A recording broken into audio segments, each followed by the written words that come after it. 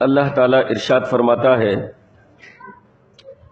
سورہ آل عمران آیت نمبر 64، قُلْ يَا أَهْلَ الْكِتَابِ تَعَالَوْا إِلَىٰ كَلِمَةٍ سَوَاءٍ بَيْنَنَا وَبَيْنَكُمْ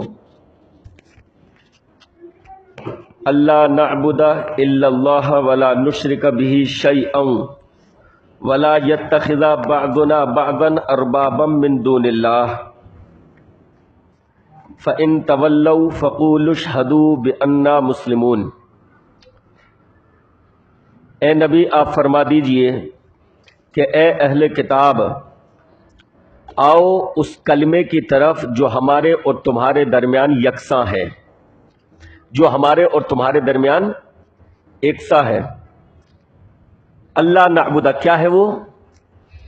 کہ ہم اللہ کے علاوہ کسی کی عبادت نہیں کریں گے، ولا نشرک بہ شیئا، اور اس کے ساتھ کسی کو شریک نہیں ٹھہرائیں گے، ولا یتخذ بعضنا بعضا اربابا من دون اللہ، اور ہم میں سے بعض کو اللہ کے علاوہ رب نہیں بنائیں گے، ارباب نہیں بنائیں گے۔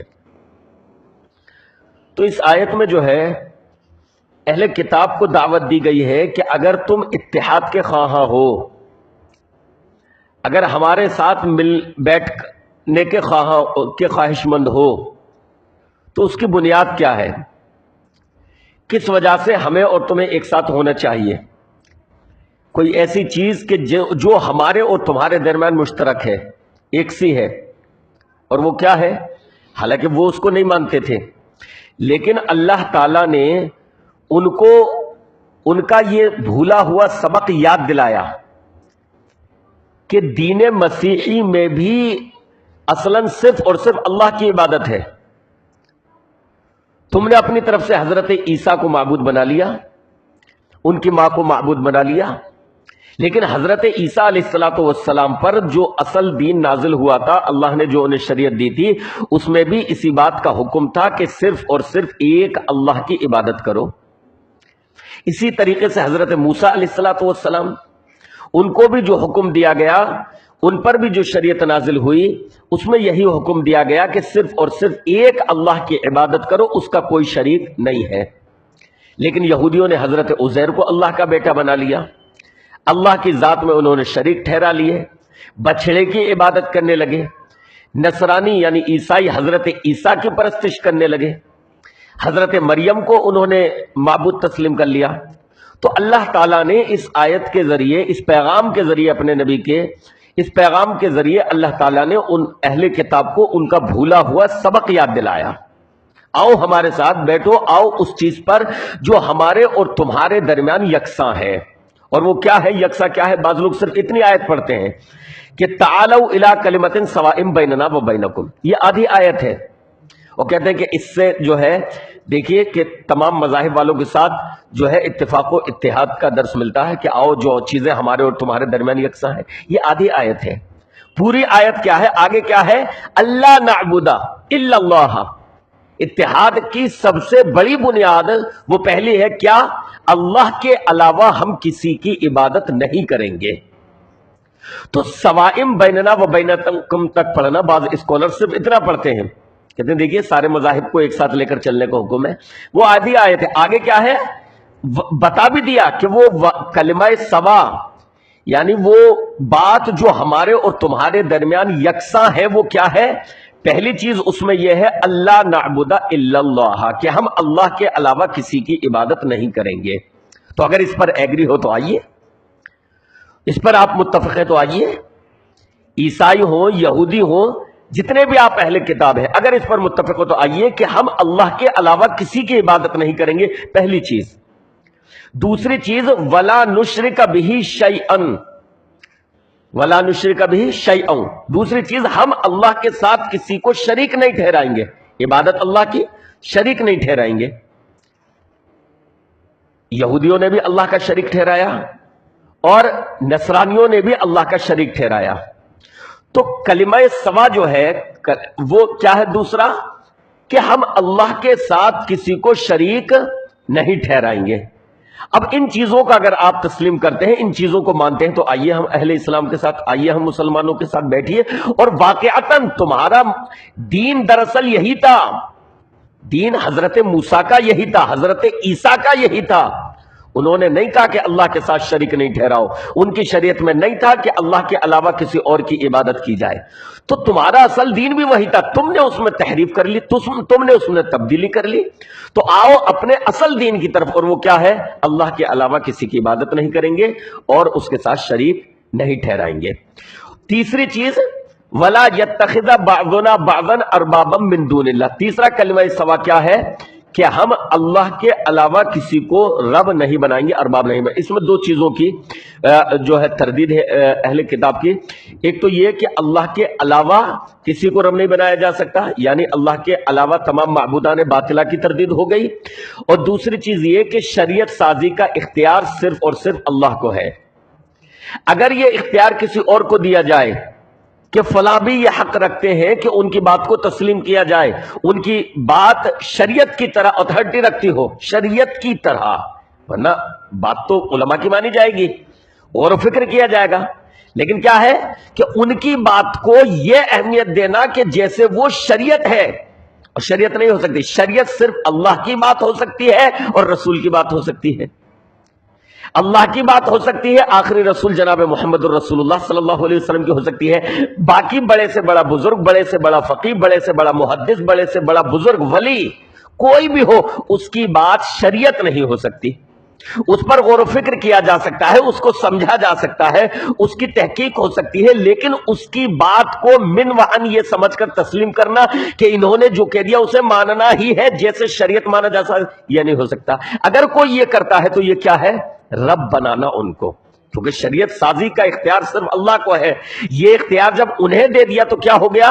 انہیں رب بنا لیا۔ اسی وجہ سے حضرت عدی بن حاتم رضی اللہ عنہ جو اہل کتاب تھے، اہل کتاب میں سے وہ مسلمان ہوئے تھے، اسلام لائے تھے، جب یہ آیت نازل ہوئی اتخذوا احبارهم ورهبانهم اربابا من دون اللہ، یہ آیت نازل ہوئی کہ اہل کتاب نے اللہ کے علاوہ کو رب بنا لیا، تو انہوں نے کہا حضرت عدی بن حاتم نے کہ اللہ کے رسول صلی اللہ علیہ وسلم، اہل کتاب جو ہیں یعنی ہم نصرانی یا یہودی جو تھے، جو ہے یعنی وہ تو اسلام انہوں نے قبول کر لیا، لیکن اپنے ماضی کے بارے میں بتایا کہ ان لوگوں نے رب تو نہیں بنایا، رب تو اللہ ہی کو مانتے ہیں۔ وہ اپنے احبار کو، جو ان کے پادری ہیں، جو ان کے بزرگ ہیں، جو ان کے علماء ہیں، انہوں نے رب نہیں بنایا کہ یہ ہمارے رب ہے۔ تو قرآن میں یہ کیوں کہا گیا کہ انہوں نے رب بنا لیا؟ تو رسول اللہ صلی اللہ علیہ وسلم نے فرمایا کہ کیا ایسا نہیں ہے کہ ان کے عالم نے اگر کسی چیز کو حلال کہہ دیا کہ یہ حلال ہے اور اللہ نے اس کو حرام کہا ہو، تو یہ اپنے عالم کی مانتے تھے کہ یہ حلال ہی ہے۔ اللہ نے حرام کہا لیکن عالم نے کہہ دیا حلال ہے، تو یہ حلال مانتے تھے، اور اللہ نے کسی چیز کو کہا حلال اور ان کے عالم نے کہہ دیا حرام، تو یہ اس کو حرام ہی مانتے تھے۔ اللہ کے حکم کی پرواہ نہیں کی، عالم کے حکم پر کے جو ہے فتوے کی پرواہ کی۔ اللہ نے حلال کہا، ان کے عالم نے کہا دیا حرام، اتنا فرق ہونے کے باوجود انہوں نے عالم کی بات کو ترجیح دی۔ یعنی دو چار کی طرح جو ایک دم مسئلہ واضح ہوتا ہے، کلیئر ہوتا ہے کہ یہ اللہ اور اس کے رسول کی بات ہے، یہ عالم کی بات ہے، اور دونوں میں ٹکراؤ ہے ایک دم۔ حلال و حرام کی مثال اسی وجہ سے دی کہ بالکل ایک دم واضح ہے، کلیئر ہے مسئلہ، اس کے باوجود انہوں نے اللہ کے حکم کی پرواہ نہیں کی، اپنے عالم کی بات کو مان لیا کہ ہاں اللہ کے رسول یہ بیماری تو تھی ہے ان میں، کہا یہی تو رب بنانا ہے، کہ ان کو وہ مقام دے دیا، وہ اتھارٹی دے دی جو اللہ کا مقام ہے، یہی رب بنانا ہے۔ تو بدنصیبی کے ساتھ یعنی یہ چیز اہل کتاب میں تھی، یہود و نصارہ میں پائی جاتی تھی، لیکن بدنصیبی کے ساتھ امت مسلمہ میں بھی یہی بیماری آ گئی۔ جو چیز یہود و نصارہ میں پائی جاتی تھی کہ کلیئر ہے معاملہ، اللہ کا حکم، رسول کا حکم، اب اس کے خلاف کوئی چیز مل رہی ہے، کلیئر ہے ایک دم دو چار کی طرح، تو ایک مسلمان کا کام یہ ہونا چاہیے کہ بھئی اللہ کی مانیں گے ہم تو، رسول اللہ صلی اللہ علیہ وسلم کی مانیں گے ہم تو، لیکن نہیں، ہمارے فقیہ ہیں، بڑے ہیں، ان کی بات کیسے غلط ہو سکتی ہے؟ اور یعنی سب معلوم ہوتا ہے اسے کہ بالکل ٹھیک ہے، حدیثیں موجود ہے، سب کچھ بتا دیجئے، وہ تسلیم کر لے گا، لیکن پرنالا وہیں گرے گا کہ نہیں وہ مسلک میں اپنا نہیں چھوڑ سکتا قدیم، تو کیا ہے یہ پھر؟ یہ تو رب بنا لیا آپ نے، یہ رب بنا لیا، پھر اور کیا ہوگا شرک؟ شرک کیا ہوگا اللہ کے ساتھ؟ اگر یہ شرک نہیں ہے تو پھر کیا شرک ہے؟ تو یہ آیت جو ہے آل عمران کی، یہ اس تعلق سے بڑی اہم آیت ہے کہ کس بات کو ہمیں کس بات پر متفق و متحد ہوا جا سکتا ہے، رب بنانا کیا ہے، ایک اہل ایمان کی صفت کیا ہونی چاہیے، اور شریعت سازی کا اختیار کس کو ہے، یہ منصب کس کا ہے؟ یہ منصب صرف اور صرف اللہ کا ہے۔ اللہ رب العالمین سے دعا ہے کہ رب العالمین کہنے سننے سے زیادہ اللہ تعالیٰ عمل کرنے کی توفیق عطا فرمائے۔ رب العالمین آیت اچھا جی، تو یہ بات یہاں مفہوم پورا ہو گیا۔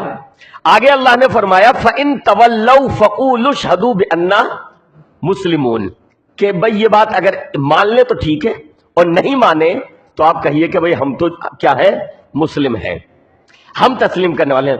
تم نہیں مانتے، تمہاری فطرت میں نہیں، تم انکار کرتے ہو، لیکن ہم کیا ہیں، ہم مسلم ہیں۔ فَإِن تَوَلَّوْا فَقُولُوا اشْهَدُوا بِأَنَّا مُسْلِمُونَ۔ اس کے بعد آگے جو آیتیں ہیں وہ حضرت ابراہیم یہود و نصارہ کا یہ بھی دعویٰ تھا، یہ بھی کہنا تھا کہ حضرت ابراہیم یہودی تھے، یہودی کہتے تھے حضرت ابراہیم یہودی تھے، اور عیسائی کہتے تھے، نصرانی کہتے تھے کہ حضرت ابراہیم عیسائی تھے۔ اور مزے کی بات یہ کہ حضرت ابراہیم حضرت موسیٰ سے 1000 یعنی حضرت ابراہیم اور حضرت موسیٰ کے درمیان 1000 سال کا فاصلہ ہے مفسرین کے مطابق۔ حضرت ابراہیم اور حضرت عیسیٰ کے درمیان 2000 سال کا فاصلہ ہے۔ حضرت ابراہیم پہلے ہوئے ہیں، ان کے 1000 سال کے بعد حضرت موسیٰ، اور حضرت موسیٰ کے ماننے والے کہتے ہیں کہ ابراہیم جو تھے وہ یہودی تھے۔ حضرت ابراہیم کے 2000 سال کے بعد حضرت عیسیٰ، اور عیسائی کہتے ہیں کہ وہ عیسائی تھے۔ کیسے؟ تو اللہ نے فرمایا یا اہل الکتاب لم تحاجون فی ابراہیم وما انزلت التوراۃ والانجیل الا من بعدہ، اے اہل کتاب تم کیوں جھگڑا کرتے ہو حضرت ابراہیم کے بارے میں کہ وہ یہودی تھے یا نصرانی تھے، جبکہ توریت اور انجیل حضرت ابراہیم کے زمانے کے بعد نازل ہوئی ہے۔ اتنا فرق ہے، 2000 سال کے بعد کا۔ تو جو پہلے گزر گئے وہ بعد والوں کا پیروکار کیسے ہو سکتا ہے؟ تو یہ تمہارا دعویٰ جھوٹا ہے، بالکل غلط ہے۔ جن باتوں کا تمہارے پاس علم ہے، ہؤلاء حاججتم فیما لکم بہ علم فلم تحاجون فیما لیس لکم بہ علم۔ ایک بڑی اہم بات کہی کہ جن باتوں کا تمہارے پاس پختہ علم ہے، توریت اور انجیل میں موجود ہے، اے اہل کتاب تم اس میں اختلاف کر بیٹھے، تو جو زمانہ پہلے گزر گیا جس کا تمہیں علم ہی نہیں، اس میں تمہارے اختلاف کا کیا حال ہوگا؟ جو تمہارے پاس مضبوط چیزیں موجود ہیں اس میں اختلاف نہیں ہونا چاہیے تھا، اس میں تم اختلاف جب کر بیٹھے تو باقی کے بارے میں پھر آگے جو ہے اور آیتیں ہیں کہ بھئی حضرت ابراہیم پر حق جو ہے قریبی وہ اہل ایمان کا ہے، کیونکہ حضرت ابراہیم بھی مشرک نہیں تھے اور اہل ایمان بھی شرک نہیں کرتے۔ اللہ رب العالمین سے دعا ہے کہ رب العالمین کہنے سننے سے زیادہ اللہ تعالیٰ عمل کرنے کی توفیق عطا فرمائے، اور رب العالمین ہمیں سچے دین پر چلنے کی توفیق عطا فرمائے، شرک سے اللہ تعالیٰ دور رہنے کی توفیق عطا فرمائے۔ اہل کتاب میں جو بیماریاں آئیں اللہ تعالیٰ ان بیماریوں سے امت مسلمہ کی حفاظت فرمائے، آمین یا رب العالمین۔ وصلی اللہ تعالیٰ علی رسول خیر خلقہ محمد وآلہ وصحبہ اجمعین۔